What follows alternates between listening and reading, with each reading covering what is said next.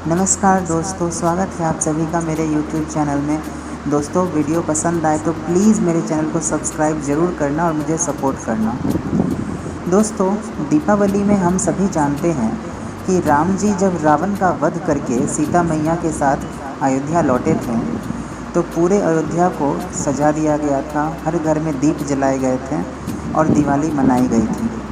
आज भी हम उसी परंपरा को मनाते हुए दीपावली उत्सव मनाते हैं।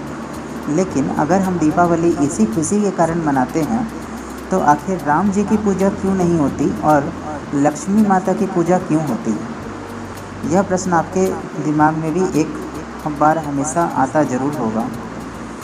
आप सोचते हैं कि दीपावली 2 दिनों का त्यौहार है, बड़ी दीपावली और छोटी दीपावली, पर क्या यही सच है? जी नहीं। दीपावली 5 दिनों का उत्सव होता है। इसके 5 दिन हमेशा अलग अलग मायने रखते हैं, इनका अलग महत्व है। आज इस वीडियो में मैं आपको उन्हीं 5 दिनों के बारे में बताऊंगा, एक एक करके, और उससे जुड़ी हुई सारी पौराणिक कथाओं को भी बताऊंगा। दोस्तों, सबसे पहला दिन जब दीपावली आरंभ होता है तो वह धनतेरस से होता है। धनतेरस क्या है, धनतेरस से जुड़ी हुई मान्यता क्या है, उससे जुड़ी हुई कहानी क्या है, वह मैं आपको अभी बता रहा हूँ। दोस्तों, हम जानते हैं कि समुद्र मंथन देवता और दानव दोनों ने मिलकर किया था।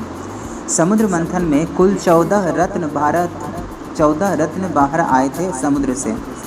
इन 14 रत्नों में कृष्ण पक्ष की 13वीं तिथि को भगवान धन्वंतरी अमृत कलश के साथ समुद्र से बाहर आए थे। भगवान धन्वंतरी हमारे आयुर्वेद का जो विज्ञान है उसकी स्थापना उन्होंने ही की थी। आयुर्वेद का ज्ञान भगवान धन्वंतरी ने ही दिया था। कृष्ण पक्ष की 13वीं तिथि को जब भगवान धन्वंतरी अमृत कलश के साथ बाहर आए थे तो उसी दिवस के कारण हम लोग धनतेरस मनाते हैं। धनतेरस को अलग अलग नामों से भी जाना जाता है। कृष्ण पक्ष की 13वीं तिथि को हम लोग धनतेरस, धन त्रयोदशी अथवा धनवंतरी त्रयोदशी के नाम से भी जानते हैं और इसी दिन माता लक्ष्मी की विशेषकर पूजा होती है। दोस्तों, इसके बाद दीपावली का दूसरा दिन आता है जिसे हम नरक चतुर्दशी के नाम से जानते हैं। इसके पीछे क्या पौराणिक कथा है वह मैं आपसे वर्णन कर रहा हूँ। प्राचीन काल में एक असुर था जिसका नाम था नरकासुर। नरकासुर को यह वरदान था कि उसकी मृत्यु उसकी माता की सहायता के साथ ही हो सकती है, अन्यथा नहीं हो सकती है।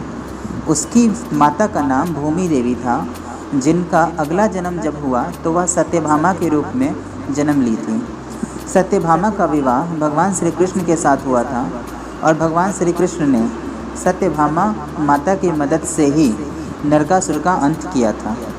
नरकासुर का अंत इसी तिथि को हुआ था, 14वीं को, जो कृष्ण पक्ष की 14वीं तिथि थी। इस कारण हम लोग नरक चतुर्दशी हमेशा धनतेरस के अगले दिन और दीपावली से एक दिन पहले मनाते हैं। दीपावली का जो तीसरा दिन होता है वह माँ लक्ष्मी के पूजा का होता है। माँ लक्ष्मी की पूजा इस दिन भगवान श्री गणेश के साथ की जाती है। माँ लक्ष्मी का भी जो जन्म हुआ था वह समुद्र मंथन के पश्चात ही हुआ था। लेकिन हम हमेशा सोचते हैं कि माँ लक्ष्मी की पूजा भगवान विष्णु के साथ क्यों नहीं होती है और भगवान श्री गणेश के साथ क्यों होती है। हमारे मन में यह सवाल हमेशा आता है। तो इस प्रश्न का उत्तर यह है कि एक बार भगवान विष्णु और माता लक्ष्मी ने यह विचार किया कि उनके पास भी एक पुत्र होना चाहिए। इस बात पर माता लक्ष्मी ने भगवान से प्रार्थना किया कि उन्हें भगवान श्री गणेश की ही तरह चतुर्बुद्धि वाला एक पुत्र चाहिए।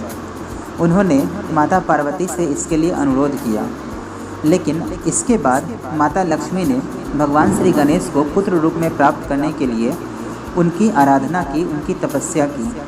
भगवान श्री गणेश ने माता लक्ष्मी के सामने प्रकट होकर उनसे विनय किया कि माँ, मैं आपकी क्या इच्छा पूर्ण कर सकता हूँ। भगवान श्री गणेश से माता लक्ष्मी ने कहा कि मैं आपको पुत्र रूप में प्राप्त करना चाहती हूँ। तो भगवान श्री गणेश ने कहा कि माँ, मैं आपके समक्ष बाल रूप में हूँ, आप मुझे अपना सकती हैं। माता लक्ष्मी ने उनसे कहा कि पुत्र गणेश, आपको देखकर मुझे पूर्ण आनंद की प्राप्ति हो रही है।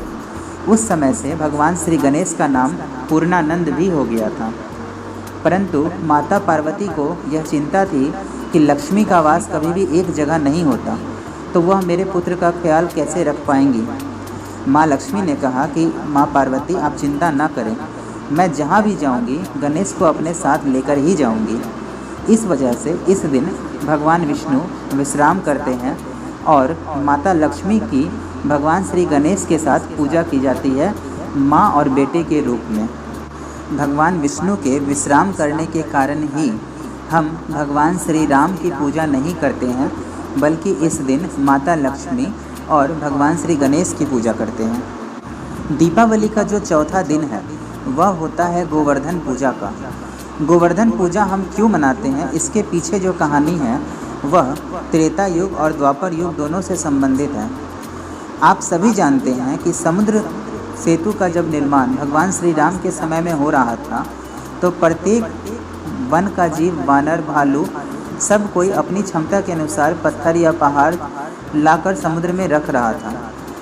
भगवान हनुमान ने सोचा कि मैं इतना छोटा पत्थर या पहाड़ क्यों लाऊं, मेरी आकार बड़ा हो सकती है, तो मैं सबसे बड़ा पहाड़ या पत्थर या पर्वत लेकर आता हूँ। यह सोचकर उन्होंने गोवर्धन पर्वत की ओर छलांग लगा दी और गोवर्धन पर्वत को ही उठाकर ले आए। लेकिन उस समय तक समुद्र का निर्माण पूरा हो चुका था। हनुमान जी के द्वारा लाए गए यह पर्वत को देखकर भगवान श्री राम ने उनसे कहा कि आप इस पर्वत को वापस ब्रिज में जाकर रख दें। गोवर्धन इस बात से बहुत दुखी थे कि उनका कोई भी सहायता वह भगवान श्री राम के लिए नहीं कर सके और भगवान श्री राम को उनकी मदद की कोई भी आवश्यकता नहीं पड़ी। भगवान श्री राम ने उनसे उनकी मन की बात जानकर गोवर्धन को यह वरदान दिया कि वह अगले जन्म में गोवर्धन पर्वत का उपयोग जरूर करेंगे। और जब अगले जन्म में भगवान श्री कृष्ण के रूप में जब भगवान विष्णु ने अवतार लिया, तो उन्होंने सारे ब्रिजवासियों को गोवर्धन की पूजा करने को कहा। जब इसके कारण इंद्रदेव गुस्सा हो गए, क्रोधित हो गए, तो उन्होंने पूरा यमुना नदी का पानी और बरसात का पानी को बढ़ाकर ब्रिजवासियों को डुबोना चाहा। तब कृष्ण भगवान ने सिर्फ अपनी एक उंगली पर पूरे गोवर्धन पर्वत को उठाकर गोकुलवासियों की रक्षा की थी। तब से हम गोवर्धन पूजा मनाते हैं और यही परंपरा हम आज भी निभा रहे हैं, जो गोवर्धन पूजा के रूप में माना जाता है। दीपावली का जो अंतिम दिन है, पांचवा दिन, वह भाई दूज के नाम से जाना जाता है। भाई दूज के लेकर पौराणिक कथा यह है कि एक बार यमराज अपनी बहन यमुना नदी के घर गए। यमुना माता ने यमराज जी की बहुत सेवा सत्कार की और उन्हें खीर खिलाया। यमराज यमुना माता के जो उनकी बहन थी, उनके आव भगत से बहुत ही प्रसन्न हुए और उन्हें वरदान दिया कि आज के दिन जो भी भाई अपनी बहन के यहाँ जाकर खीर खाएगा, उनसे यम द्वितीया का पूजा करेगा, उसे काल चक्र से मुक्ति मिल जाएगी और वह मोक्ष को प्राप्त कर सकेगा। तब से यह परंपरा चली आ रही है कि यम द्वितीया के दिन भाई बहन के यहाँ जाकर पूजा करता है, भोजन करता है और बहन से आशीर्वाद प्राप्त करता है। और इस दिन सभी बहनें अपने भाइयों के सुरक्षा की कामना करती हैं। दोस्तों, यह दीपावली की संपूर्ण कहानी है इसके 5 दिनों की। मेरी कहानी अगर आपको पसंद आए, यह कहानी जो भी है यह पुरानी तथ्यों और इंटरनेट से संग्रहित की गई है। अगर आपको यह कहानी पसंद आए, दीपावली के 5 दिनों का महत्व आप समझ गए, तो कृपया कर मेरे चैनल को सब्सक्राइब जरूर करना और वीडियो को शेयर करना, ताकि यह कहानी जो इनसे आप अज्ञात हैं वह बाकी लोगों तक भी पहुँचे। धन्यवाद।